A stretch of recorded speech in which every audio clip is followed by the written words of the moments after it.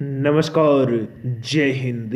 दोस्तों, आज के वीडियो में मैं आपसे किस पॉइंट पे बात करने वाला हूं ये तो आपको पता ही होगा, क्योंकि आपने थंबनेल में पहले ही देख लिया होगा। फिर भी बता दूं कि आज के वीडियो में मैं इजराइल के बारे में बात करने वाला हूं। इजराइल देश बहुत छोटा है, लेकिन ये जो कांड करता है इसके बारे में जो जानकारी है वो बहुत ही ज्यादा हैरान करने वाला है।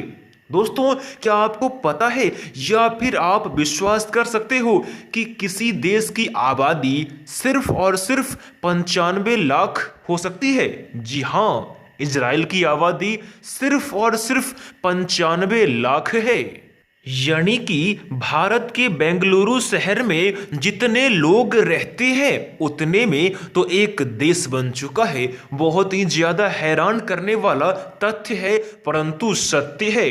यह देश फिलिस्तीन से टूटकर बना है और इसका नाम इजराइल पड़ा। 19वीं सदी में फिलिस्तीन में 87% मुस्लिम, 10% ईसाई और 3% यहूदी रहते थे। और 19वीं सदी में ही इन लोगों ने आज़ादी के लिए जंग छेड़ दिया था, यानी कि आवाज़ उठाना शुरू कर दिया था। और इस काम को करने में इन लोगों का सपोर्ट अंग्रेजों ने किया था, यानी कि उनका जो नियम था फूट डालो और राज करो, इस नियम को इन्होंने यहां भी आजमाया और इस देश को तोड़कर उन्होंने दो कर दिया। इजराइल का जन्म 1948 में हुआ था।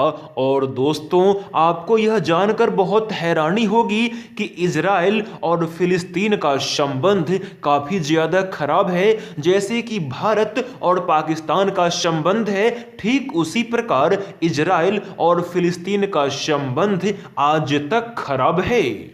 इसके अलावा इस देश में नागरिकता का जो नियम है वो बहुत ही ज़्यादा अजीब और आश्चर्य करने वाला है। यानी कि इजराइल का व्यक्ति अगर दुनिया में कहीं भी रहता है और उसका बच्चा इजराइल को छोड़ के कहीं और भी पैदा होता है तो उस बच्चे के जन्म लेते ही उसे इजराइल की नागरिकता प्राप्त हो जाएगी। जैसे कि आप मान लो इजराइल का कोई नागरिक है और वो भारत में रहता है और भारत में उसका बच्चा पैदा हुआ और भारत में बच्चा पैदा होने के बावजूद उस बच्चे को इजराइल की नागरिकता प्राप्त हो जाएगी। है ना बहुत अजीब, परंतु सत्य है। इसके बाद जानते हैं कि इजराइल की राष्ट्रभाषा क्या है। दोस्तों, इजराइल की राष्ट्रभाषा हिब्रू है। और आपको यह नहीं पता होगा कि हिब्रू आज़ाद होने से बहुत पहले ही लुप्त हो गया था, हिब्रू का अस्तित्व खत्म हो गया था।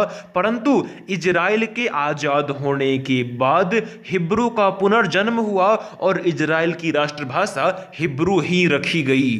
इसके अलावा इजराइल के संविधान के बारे में एक जानकारी प्राप्त हुई है जो बहुत ही ज़्यादा हैरान करने वाली है। दोस्तों, आपको पता होगा कि भारत, ब्रिटेन, न्यूजीलैंड या ऐसे बहुत से देश हैं जहां का संविधान लिखित है, परंतु इजराइल का संविधान लिखित नहीं है। वहां नागरिक के मुताबिक कानून बनता है और टूटता है। जानकारी तो बहुत हैरान करने वाला है, परंतु सत्य यही है। इसके अलावा आपको एक और बात बता दूं कि इजराइल में तकरीबन 30 लाख के आसपास सैनिक हैं। और उसमें भी हैरान करने वाली बात यह है कि 30 लाख सैनिक में 15 लाख मर्द और 15 लाख औरतें हैं। यह जानकारी भी काफी ज्यादा हैरान करने वाली है। दोस्तों, आपको बता दूं कि इजराइल में जो बच्चे हैं उन बच्चों को भी आर्मी की ट्रेनिंग दी जाती है,